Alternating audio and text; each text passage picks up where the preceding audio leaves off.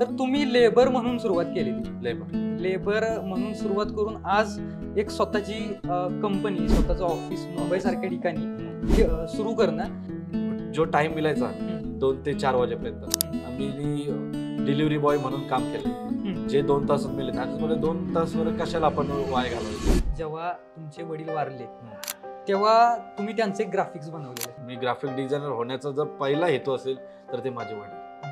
मी आज वडील नाही आहेत, पण जर आज मी काही छोटाच आहे, मी काही मोठा झालेला नाही आणि मी किती पण अजून आयुष्याच्या पायऱ्या चढलो तर मी स्वतःला खालतीच. मार्केट आहे, फक्त इथं दुसरा कोण नाही. आता सध्याच्या घडीला आपल्याला आपल्या क्वालिटीच्या जोरावर काम दाखवायला लागेल. आपण आयफोन घेतोय, पण जेव्हा आपल्या जवळ 3 मोबाईल घेण्याचे पैसे असतील ना तेव्हा आपण आयफोन घेतलं पाहिजे. मी जेव्हा ओपनिंग केलेलं तेव्हा लोक अजूनपर्यंत बोलतात तुझा राव पिक्चर आलेलं का. म्हणजे एवढे लोकांचे म्हणजे आपल्याला जे येते ते पहिले दाखवलं पाहिजे. तर पहिल्या दिवशी जर तुम्हाला सांगितलं ना 27,000 रुपयाचा पहिला 27,000. आणि त्या दिवशी मला वाटलं काय आता माग बरोबर आहे, आपला डिसिजन बरोबर आहे, आत्ता मागं सरायचं. मारवाडी माझा एक मित्र आहे, त्यांनीच मला सांगितलं होतं तू जर राहुल धंदा करतोस ना तर समोरचा माणूस शिव्या जरी देतोय पण आपले तोंडावर मिठास आणि डोक्यावर थंडक. बरोबर. जर तू हे नाही केलंस ना तर तू कुठलाही कर उद्योजक तू होणारच नाही.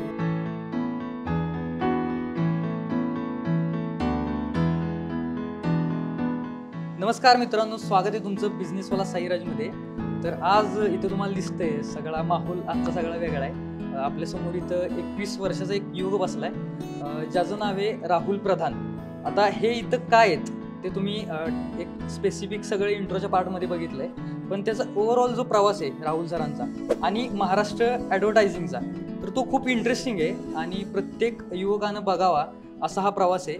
आपण त्यांच्याकडे येणार आहे आणि पूर्ण सगळा जो त्यांचा प्रवास आहे, त्यांचं जी काही तळमळ होती हे सगळा व्यवसाय उभा करण्यामागची, मुंबईमध्ये जो काही त्यांनी सेल्फ मेड बिझनेस म्हणजे आपण म्हणतो तर त्या टाईपमध्ये त्यांचा सगळा प्रवास आहे. खूप इंटरेस्टिंग आहे.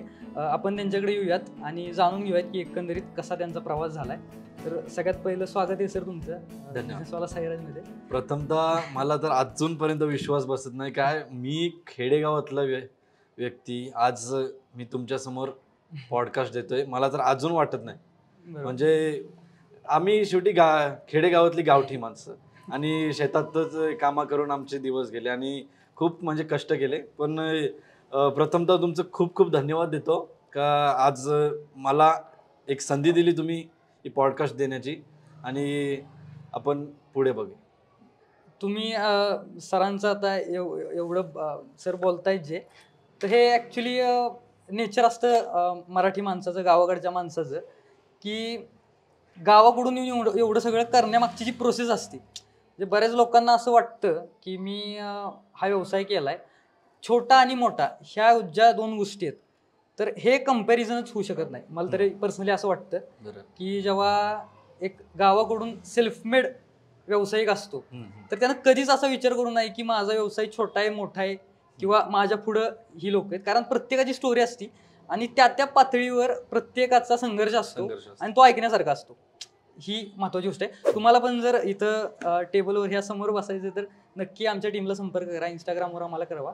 तर सर आपण आता जे तुम्ही आल्यानंतर आपण ऑफ कॅमेरा थोडंफार बोललो तर तुम्ही लेबर म्हणून सुरुवात केलेली, लेबर म्हणून सुरुवात करून आज एक स्वतःची कंपनी, स्वतःचं ऑफिस मुंबई सारख्या ठिकाणी सुरू करणं आणि ऑल ओव्हर सगळ्या महाराष्ट्रामध्ये बिझनेस करणं किंवा मुंबईमध्ये पण तुम्ही इतर भरपूर किस्से सांगितले मला की काही गोष्टी आहेत, पुढे आपण बघूयात. तर कसा प्रवास होता सुरुवातीपासूनचा एक लेबर म्हणून ते आता इथपर्यंतचा? सुरुवातीपासून ना आता जर आपण 5 वर्ष अगोदरच्या मागे गेलो तर प्रथमतः मी कामं केली. जेव्हा माझे वडील वारले ना तेव्हा प्रथमतः घरात जरासा हलगीचे दिवस चालू होते आणि तेव्हा थोडा वाटला का आता वडील नाही आहेत, आता सर्व जबाबदारी आपल्या अंगावर. तर प्रथमतः मी कामं केली. आपली गोणी वावायची, आपले 50-50 किलोचे तांदळाचे गोणी असायचे, त्याच्यावर आम्ही कामाला जायचो. दिवसभरातून 2 ते 3 कंटेनर करायचो. त्याच्यात आम्हाला ते 200-300 या 400 रुपये मिळायचे. ते कमाई करून आम्ही दिवस घालवायचो.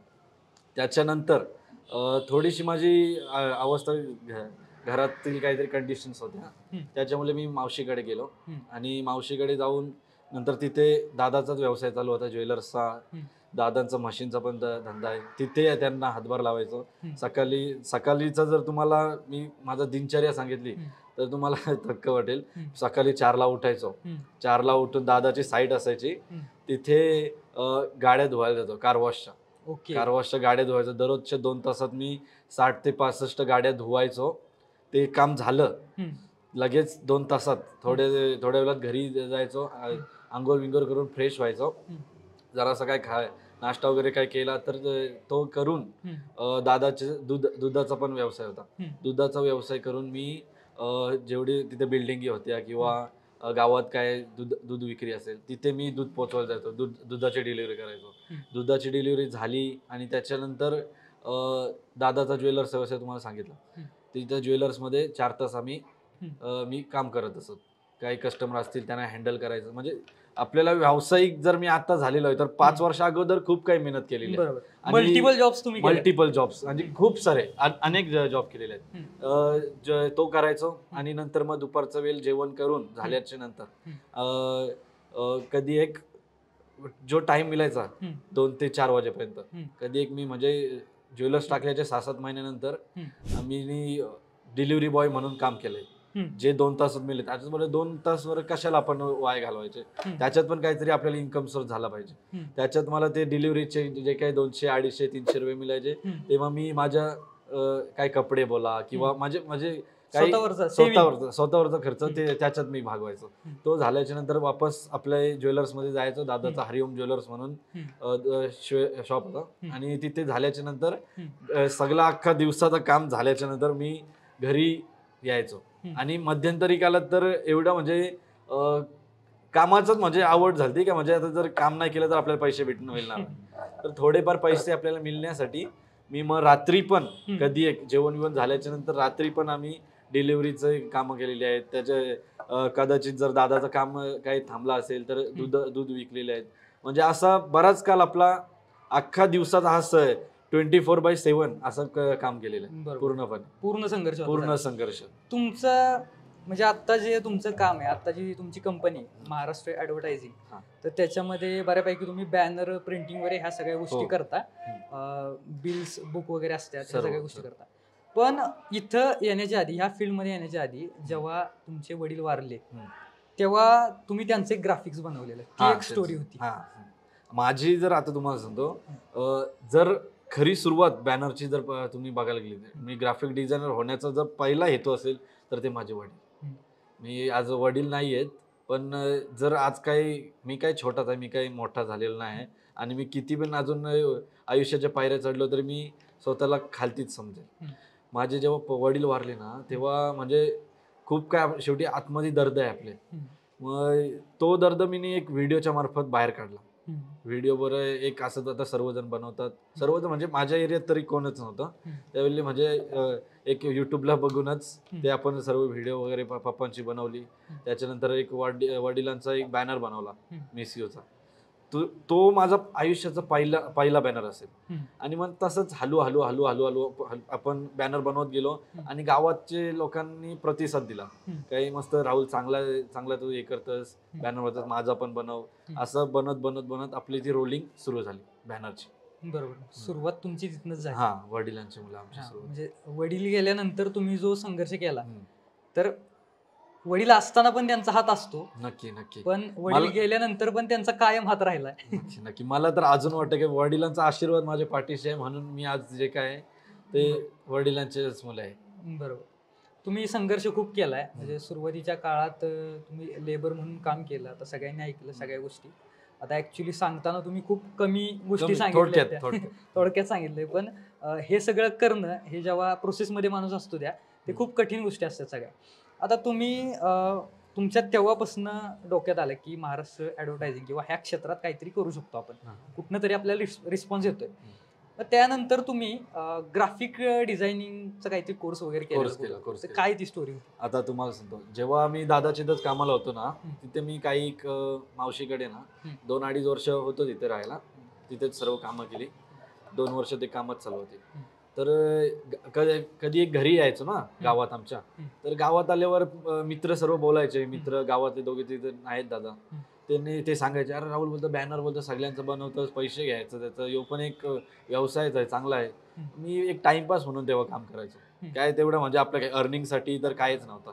तर ते यायचे मला सांगायचे, तर मी पण थोडा विचार करायचो, अरे याच्यात तर म्हणजे चांगला स्कोप आहे. म्हणजे मी तेवढा मानावर नव्हतं घेत, पण सर्वजण जेव्हा आपल्याला बोलायला लागली ना, तेव्हा आपल्याला वाटलं का म्हणजे हा याच्यात स्कोप आहे, करू शकतो काहीतरी.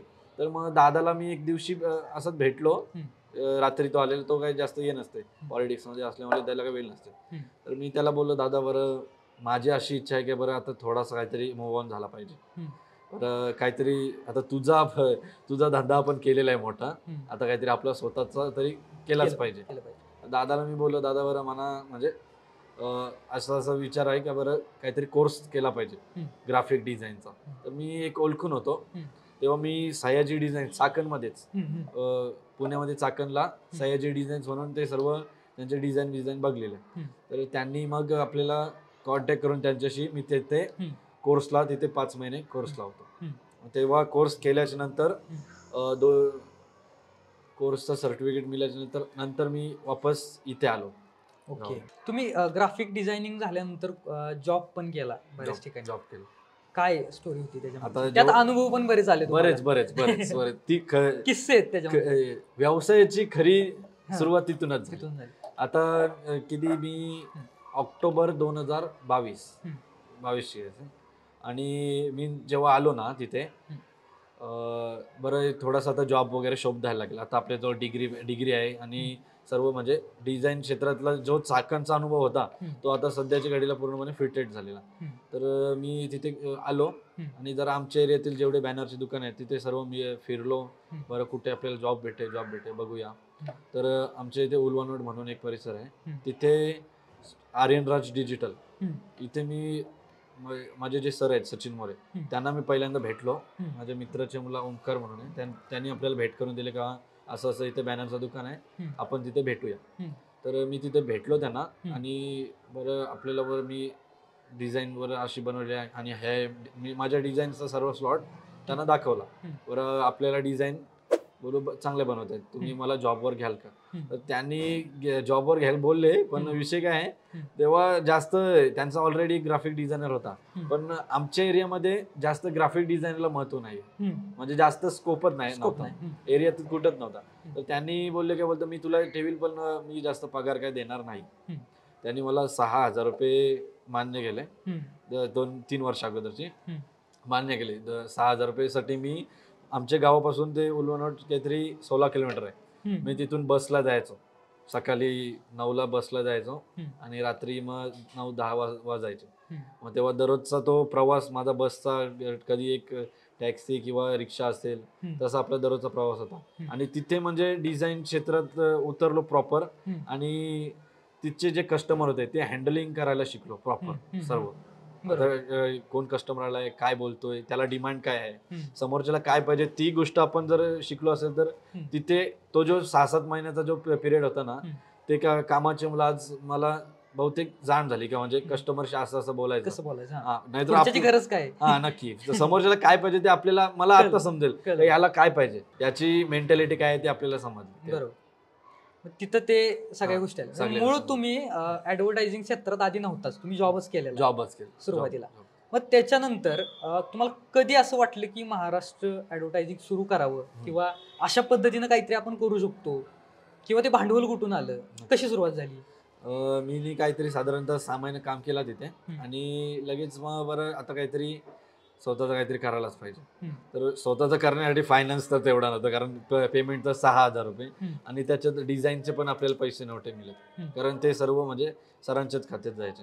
तर बरं आपल्याला नाही जमणार, बरं मी थोडा आता जातोय बाहेर, मी आता काहीतरी म्हणजे आता मला थोडासा आयडिया आली ना, काही एवढे 500चा बॅनर लावून दिल्यावर आपल्याला 1,000 रुपये भेटतील, असा आपल्याला थोडा अंदाज आला.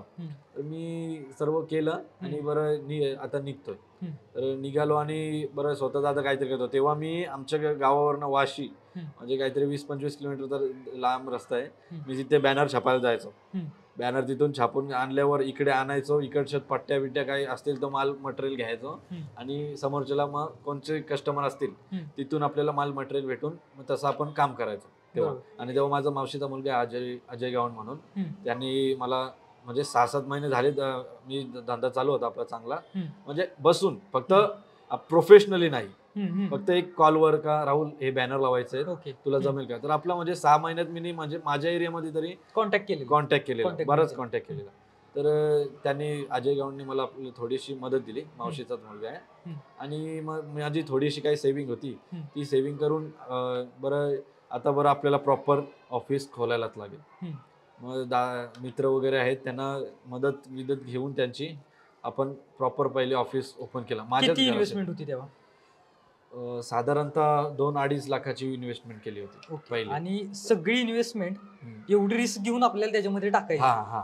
काय नक्की कधी ही मनाची तयारी झाली की असं काहीतरी करूयात आपण? नाही, आता कसं एक काम केलं ना तर आता रिस्क बरं घ्यायलाच लागेल, कारण मला आता समजलेलं ना का मार्केट आहे, फक्त इथं दुसरा कोण नाही. आता सध्याच्या घडीला आपल्याला आपल्या क्वालिटीच्या जोरावर काम दाखवायला लागेल, कारण मी साखरला शिकायला गेलो बोलल्यावर मला जे मनापासून जे कोणाला दाखवायचं होतं ते दाखवतात नव्हतं आलं, कारण तेवढा स्कोप नव्हता. तर माझ्या मनात तेवढंच होतं का बरं आपण ट्रेंड आणला पाहिजे, बॅनरचा ट्रेंड आणला पाहिजे. माझ्या एरियात तर काहीच नव्हतं. आताच्या घडीला जर तुम्ही बघायला गेलं ना तर माझ्या एरियामध्ये प्रॉपर मिनी ट्रेंड आलेला आहे. मी हमखास काहीतरी म्हणजे मला एवढं नक्की झालं की 3 वर्षात मी म्हणजे ती गोष्ट कमावली का, म्हणजे आपला बॅनरचा ट्रेंड आणलेला का याने बॅनर लावलाय ना, आमच्या गावात भांडणं होतात, याने बॅनर लावलाय तर मी पण लावणार, त्याने लावलाय तर तिसऱ्याने पण लावणार, एवढं म्हणजे त्याच्यात फायदा कोणला, त्याच्यात मला फायदा. म्हणजे मला ही गोष्टीचा आनंद वाटतो की म्हणजे या गोष्टीची मला आपल्याला थोडासा फायदा, तो गॅप तुम्हाला दिसला आणि तो तुम्ही भरून काढला. भरून काढला बरोबर. म्हणजे व्यावसायिक व्हायचंय तर मेंटॅलिटी कशी असावी? मेंटॅलिटी रिस्क ही एक गोष्ट आहे बरं का. ह्याच्यावर थोडंसं आता 21 वर्ष तुमचं आत्ता वय आहे. तुम्ही जेव्हा महाराष्ट्र ऍडव्हर्टायझिंग सुरू केलं तेव्हा तुमचं वय किती होतं त्याच्यामध्ये? माझं तेव्हा 19 वय होतं. आणि 19व्या वर्षी वडील नाहीत, वडील आणि आपण तुम्हाला भाऊ वगैरे कोण आहे का अजून? नाही, कोणीच नाही. म्हणजे एकटा मुलगा, घरची जबाबदारी, वडील नाहीत, आणि एवढी मोठी रिस्क घ्यायची, ही गोष्ट मोठी आहे. म्हणजे कारण आजकालची जी परिस्थिती आहे ना, म्हणजे हा अँड्रॉइड फोन आहे सरांचा पण, हा दाखवण्यामागचं कारण काय तुम्हाला मी सांगतो की जी तरुण मुलं आहेत ना, तर त्यांच्या बाबतीत काय होतंय की 1 वर्ष काम करतात, पार्ट टाइम जॉब करतात आयफोन घेण्यासाठी. ही मेंटॅलिटी विषयी तुम्हाला काय वाटतं? हे प्रेक्षक नाही, मग ते त्याच्यात काही फायदाच नाही ना. आता तुम्ही मला सांगा, मला पण आता पैसे आहेत, पण जे पैसे माझे डबल झाले पाहिजे, गुंतवणूक केली नाही तर ते पैसे मग वायाच गेलेले आहेत ना. आता जर आपण आयफोन घेतोय, तरुण पिढीला एवढंच सांगणं आहे, आपण आयफोन घेतोय, पण जेव्हा आपल्या जवळ 3 मोबाईल घेण्याचे पैसे असतील ना तेव्हा आपण आयफोन घेतलं पाहिजे. हे पण मी कोणाकडून तरी ऐकलेलं. पण आपल्याकडे जेवढे पैसे आहेत त्याचे निम्मे रकमेचं आपण खरेदी केली पाहिजे. कारण आता मला पण बरंच काही घ्यायचं आहे, पण आपल्याजवळ तेवढं साठा नाही. जेव्हा साठा होईल ना तेव्हा आपण त्याच्यातून निम्मे रक्कम संपवणार, कारण बाकीची रक्कम असते ती आपल्याला कशाला तरी सेव्हिंग ठेवायलाच लागेल. आपले घर खर्च आहेत, आपले दुकानात खर्च आहे, काही अजून बऱ्याच गोष्टी आहेत, त्याच्यासाठी आपल्याला तेवढं तरी सेव्हिंग करायलाच पाहिजे. तर काही मुले काय करतात, 5,000 पगार आणि मोबाईल घेतात आयफोन 16 प्रो मॅक्स, त्याचा हप्ता चालू असतो 4,000, आणि ते 1,000 रुपये राहतात ते ट्रॅव्हलिंग मध्ये, आणि काही म्हणजे ते कर्ज फेडतात त्यांचे पगार जातात. मग बाकीचा खर्च कुठे आहे? बरोबर, घरची पण जबाबदारी आहे ना. तुम्ही जर घराला अजून बाकीचा काही कुठला खर्च असेल तुमचा स्वतःसाठी, त्या गोष्टी जर तुम्ही ते फेस नाही करत, मग ते फायदा काय? नुसतं दिखावा करायचा, हॅलो बोल, काय ते फायदा नाही त्या गोष्टी. कशावरून बोलतोय? 3 डोळ्याच्या मोबाईलवरून बोलतोय. 3 डोळ्याच्या मोबाईल. तो ही मेंटॅलिटी ऍक्च्युली प्रोग्रेसिव्ह वृत्ती नाहीये ही. म्हणजे ही गोष्ट जाणून घेण्यासारखी. म्हणजे मी मागं पण एका मुलाखतीत सांगितलेलं की जेव्हा आपल्या वयाचं कोणतरी एक तरुण मुलगा सांगतो की आयफोन घेणं, किंवा कुठलाही आयफोन असंच नाही की कुठलाही महागडा मोबाईल घेणं हे इन्व्हेस्टमेंट नाही, वर्थित नाही, तो वेस्टच आहे. आपल्याला कॉल करायचा आहे, आपण 1500 वाल्या मोबाईल मध्ये पण कॉल करू शकतो. आपल्याला जर हे करायचं तर आपण कशाला एवढी हे करायची? बरोबर. आपल्याला तुम्हाला पाहिजे ना, घ्या ना 5-10 हजारचा, 15,000चा, तेवढा आपण घेऊ शकतो. पण एवढी लाख रुपयाची इन्व्हेस्टमेंट करण्यापेक्षा एक धंदा टाका. हो ना. एक हा चांगला पर्याय आहे ना. हो. तुम्ही जर धंदा टाकला, जर ते गुंतले, जर काय झाला त्याच्यातून काय प्रॉफिट झालं, जर तुमचाच फायदा आहे, उलटा अजून स्टार्टअप वाढवता येईल. पण आपण जर त्याच्यात तेवढे पैसे गुंतवले, ते फेडता फेडता आपली जर जिंदगी जाईल, तर मग कायच फायदा नाही. बरोबर, म्हणजे मिडल क्लास मेंटॅलिटी कुठेतरी हा. बदलली पाहिजे. म्हणून आपला मुलगा माग आहे. हम्म. जर तरुण पोरगा जर कुठे धंद्यामध्ये उतरलाय, हम्म. माझा तर एवढा साफ म्हणणं आहे काही या देशात तरुण पोरं नोकरी देणारे पाहिजेत, नोकरी मागणारे ना. बरोबर, एवढा तर म्हणजे माणूस सक्षम झाला पाहिजे. सगळेच जर धंदेवाले झाले तर तेवढा काही इश्यू नाही. पण आपला धंदेवाला व्यक्ती जर धंद्यामध्ये पडतोय तर ती खूप मोठी गोष्ट आहे. मोठी गोष्ट. ओके, तुम्ही महाराष्ट्र ॲडव्हर्टायझिंग सुरू केलं मुंबईमध्ये, तेव्हा पहिल्या दिवशी तुमचं कलेक्शन काही रकमेचं झालं, काय स्टोरी होती ती? मला तर म्हणजे सांगतो ना, मी चांगला उद्घाटन समारंभ केला, चांगल्या पद्धतीने केला. म्हणजे आता माझा म्हणणं काय, आता आपण धंद्यामध्ये उतरलोय तर आपण त्याचा हेतू काय, ॲडव्हर्टायझिंग. माझ्या दुकानाचं नाव पण आहे महाराष्ट्र ॲडव्हर्टायझिंग. तर पहिली ॲडव्हर्टायझिंग आपलीच झाली पाहिजे. मी तुम्हाला सांगतो ना, माझे जे बॅनर लावले ना, तुम्हाला डिझाईन नंतर दाखवतो बॅक स्क्रीनला, सर्व सिनेमॅटिक बॅनरमध्ये आपली जी क्वालिटी आहे ती प्रॉपर क्वालिटी मी माझ्या ॲडव्हर्टायझिंगच्या वेळीच दाखवली. त्या बरोबर 13 ऑक्टोबरला माझी ओपनिंग झाली आणि त्या ओपनिंगमध्येच सर्व काही दाखवलं का मला ह्या लेवलची डिझायनिंग येते. आता 3D लेवलमध्ये किंवा आपले फिल्ममध्ये, हॉलिवूडमध्ये जेवढे जसे बॅनर असतात सिनेमॅटिकमध्ये टॉप क्वालिटीवाले, ते सर्व क्वालिटीचे बॅनर मी दाखवले माझ्या डिझाईनमध्ये. मी जेव्हा ओपनिंग केलेलं तेव्हा लोक अजूनपर्यंत बोलतात, तुझा राव पिक्चर आलेलं का? म्हणजे एवढ्या लोकांचे. म्हणजे आपल्याला जे येते ते पहिले दाखवलं पाहिजे. आणि मी माझ्या एरियामध्ये बरीच बॅनरबाजी केली होती का, म्हणजे पहिले जर आपल्याला लोकांची ॲडव्हर्टायझिंग करायची, पहिली ॲडव्हर्टायझिंग आपलीच झाली पाहिजे. खूप ॲडव्हर्टायझिंग करायची. तर मी तेव्हा केली आणि सर्व बराच प्रतिसाद मिळाला. गावातली लोक सर्व आलेली मला भेटायला, बाहेरचे जेवढे VIP लोक होती, मी सर्वांना आमंत्रण दिलं होतं. पहिल्या दिवसाचं कलेक्शन किती होतं? आता जर तुम्ही कलेक्शन विचारलं ना तर मला तर वाटलं काही एवढा पैसे टाकलेला आहे 2-2.5 लाख रुपये, तरी पैसे रिटर्न कधी येतील? कारण आपलं शेवटी भीती आहे ना की पैसे एवढे टाकले, आले तर पाहिजे पहिले. तर पहिल्या दिवशी जर तुम्हाला सांगितलं ना, 27,000 रुपयाचा पहिला धंदा. 27,000 रुपये. आणि त्या दिवशी मला वाटलं काय, आता बरोबर आहे, आपला डिसिजन बरोबर आहे, आता मागे सरायचं. आता म्हणजे मी धंदा प्रॉपर बसून आणि धंद्यासाठीच जे काय तन मन धन सर्व अर्पण करून आपण झोकून जाणार. धंद्याशिवाय काय नाही, धंद्याच्या पुढे काहीच नाही. बरोबर. महाराष्ट्र ॲडव्हर्टायझिंगवर 27,000 तुम्ही आकडा सांगितला, ते सांगण्यामागचं कारण एवढंच होतं की एवढा विश्वास लोकांचा का आहे किंवा का तेव्हा होता, अजून पण आहे, काय तुम्ही असं केलेलं की पहिल्याच दिवशी तुम्हाला एवढा बिझनेस आला, एवढा विश्वास कसा काय लोकांचा? खरं तर सांगतो ना, म्हणजे आपल्या मारवाडी लोकांचा विषय नव्हता. त्यांची बिझनेस स्ट्रॅटेजी कशी असते, त्यांनी मारवाडी माझा एक मित्र आहे, त्यांनीच मला सांगितलं होतं, तू जर राहुल धंदा करतोस ना, तर समोरचा माणूस शिव्या जरी देतोय पण आपले तोंडावर मिठास आणि डोक्यावर थंडक. बरोबर. जर तू हे नाही केलंस ना तर तू कुठलाही कर, उद्योजक तू होणारच नाही. मी तुम्हाला सांगतो ना, माझ्या धंद्याला 2-2.5 वर्ष आली, पण आतापर्यंत कुठल्याही कस्टमरशी उद्धट वागलेलं नाही. जर माझी चुकी झाली ना, मी मान्य करते, हा ठीक आहे चालेल, पण जर माझी चुकी नाहीये तरी मी शांत होणार, शांतच. कारण काय, मारवाडी लोक पुढं काय आहेत माहितीये का, त्यांना धंद्याची ही टेक्निक माहिती आहे की माणूस आपल्याला मारणार, कितीही काय करणार, पण शेवटी तो पुढे नंतर आपला तो दुसरा कस्टमर घेऊन येणार आहे. आपली चांगली क्वालिटी दिली तर तो अजून 2-4 कस्टमर पण आणेल. आणि जर चुकी झाली पण जर त्याला आपण वाईट सुलट बोललो नाही ना, तर तो दुसऱ्याला पण निगेटिव्ह मार्केटिंग. निगेटिव्ह नाही मार्केटिंग. म्हणजे एक वाक्य मी पण ऐकलेलं की करून काय गेलाय, शिवी तर देऊन गेलाय, शिवी तर काय घेऊन नाही ना गेला. नक्की आपला थोडी लॉस आहे त्याच्यात, शिव्या दिल्या तो त्याचीच वैखरी खराब केली फक्त. बरोबर.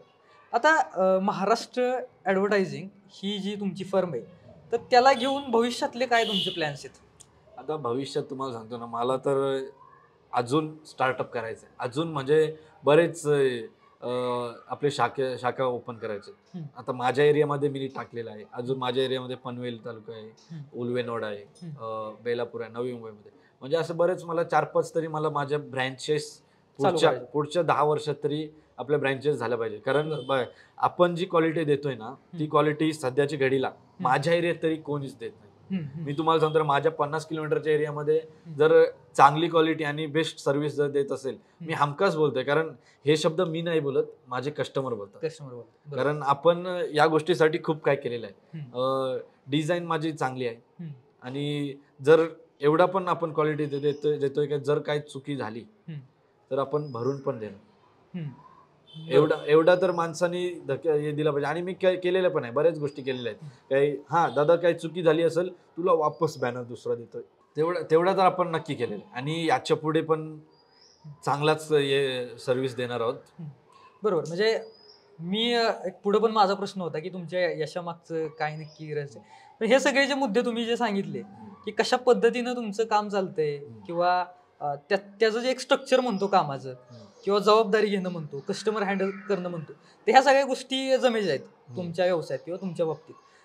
आता नवीन जी मुलं आहेत, आता एक मुद्दा झाला, हा मोबाईलचा मुद्दा आहे. हा प्रत्येक पॉडकास्टमध्ये प्रत्येक मुलाखतीमध्ये मी घेतो. त्याच्या मागं कारण हेच आहे की आसपास जे आता चालू आहे ते एक उदाहरण आहे फक्त, पण त्याच्या मागं कारणं खूप आहेत की आसपास आता जे वातावरण सुरू आहे किंवा जी मेंटॅलिटी आहे तरुण मुलांची व्यवसायाच्या ह्यानं की मला व्यवसाय करायचा आहे, पण मी पहिल्या माझ्या गरजा भागवणार, मला 2 लाखाची गाडी पण घ्यायची आहे, मला आयफोन पण घ्यायचा आहे, मला सगळ्या गोष्टी करायच्या तर मग मी व्यवसाय करणार. पण तुमचं एक नवीन जे उद्योजक आहेत किंवा जी बघणारी मुलं आहेत तर त्यांना काय सांगणार राहील की काय गोष्टी नक्की पाळल्या पाहिजेत जर चांगला व्यावसायिक व्हायचंय पुढे जाऊन?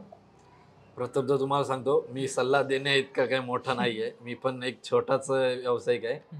आणि जर आपण सांगायला गेलो तर जर तुम्ही धंदा उभारताय ना तर प्रथम तर तुम्हाला तुमच्या अंगात पाहिजे पेशन्स.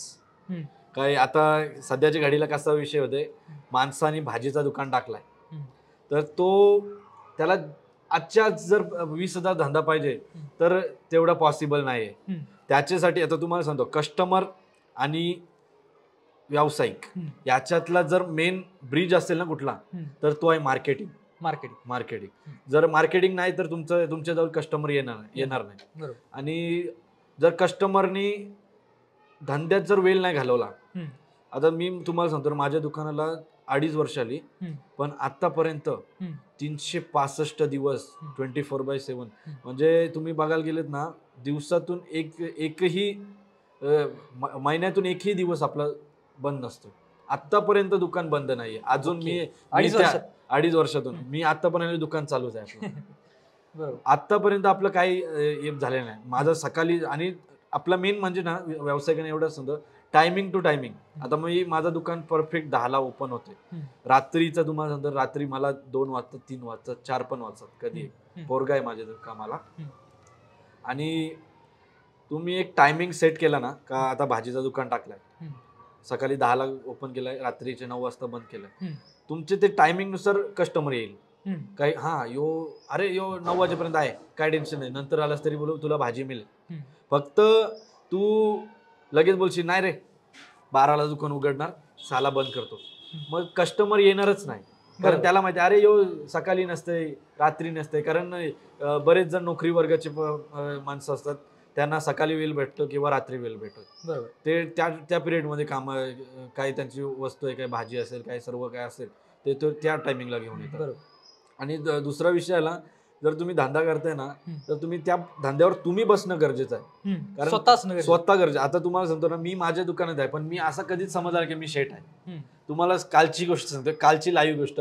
काल माझा पोरगा नव्हता. कालचा दिवस तुम्हाला माहिती आहे, काल मोठा दिवस होता, पार्टीचा दिवस सर्वांचा. पण कालच्या दिवशी मी 50 बॅनर मी स्वतः बॅनर लावून आलोय. रात्रीचे 1 वाजेपर्यंत मी सकाळी इथे आलोय, रात्रीच्या 1 वाजेपर्यंत मी स्वतः बॅनर लावायला गेलतो 2 मुलांना घेऊन. हे डेडिकेशन लागतं. आता पोरगा नाहीये, मी आहे ना हँडल करायला. आता हॉटेलवाल्यांचं काय, हॉटेलवाल्यांचा विषय आहे तो. हॉटेलवाल्यांनी दुकान खोललाय, त्याला जर स्वतःला भाजी बनवता नाही येत असेल ना तर तू धंदाच नको टाकू. कारण जर ज्या दिवशी शेफ सुट्टी घेईल मग त्या दिवशी हॉटेल तर बंदच ठेवायला लागेल आपल्याला. बरोबर आहे. तर आपल्याला तुम्हाला आधी तुम्ही सज्ज व्हा, काही मला ही गोष्ट करायची आहे, मला माझ्याकडून झालं पाहिजे, तुम्ही त्या गोष्टीत श्रेष्ठ व्हा आणि नंतर तुम्ही पोरगा ठेवा. बरोबर. हा, म्हणजे मला वेटर व्हायला लागलं तरी चालेल. हा वेटर झाला तरी नाही तर तुम्ही व्हाल शेट आणि घ्या चला तू काम कर रे, असं नाही जमणार. असं नाही होत. बरोबर. तुम्ही पहिले धंद्यामध्ये झोका, तुम्ही स्वतःहून मेहनत करा, नंतर तुम्हाला काही असेल तर यश मिळेल. बरोबर. आणि वेळ घालवा, एवढाच मी 100% उद्योजक म्हणजे युवा उद्योजकांची मेंटॅलिटी काय असली. मला पर्सनली जे कोण तरुण उद्योजकांना मी भेटतो तर एकतर वेवलेंथ मॅच होती पहिली गोष्ट, आणि जे आसपास लोकांचं सुरू असतं ना तर त्याला कुठंतरी एक चळवळ म्हणून बघतो मी या गोष्टीकडे, की कुठंतरी लोकांना किंवा तरुणांना ह्यातनं काहीतरी मिळावं, एक मेंटॅलिटी क्रिएट व्हावी लोकांची. एक जी कोण सक्सेसफुल माणसं आहेत, आता सरांनी किती म्हणलं की मी छोटा व्यावसायिक आहे किंवा काही गोष्टी आहेत, तर आता ॲक्च्युली ते किती मोठे व्यावसायिक आहेत आणि काय त्यांचा बिझनेस आहे हे मला माहिती आहे बॅकग्राऊंडला. पण अशा गोष्टी आहेत, एवढं हंबल व्हावं लागतं आणि अशा पद्धतीनं हा व्यवसाय, कुठलाही व्यवसाय रन होतो. तर कसा वाटला तुम्हाला हा व्हिडिओ आम्हाला कमेंटमध्ये नक्की कळवा. जर तुम्हाला हा व्हिडिओ आवडला असेल तर हा व्हिडिओ लाईक करा, शेअर करा, आणि सरांचा महाराष्ट्र ॲडव्हर्टायझिंगचा पूर्ण डिटेल्स आपण डिस्क्रिप्शनमध्ये दिलेत, नंबर वगैरे सगळ्या गोष्टी, तर नक्की त्यांना संपर्क करा. जरी कुणाला मार्गदर्शन पाहिजे असेल तरी सर नक्की करतील. धन्यवाद.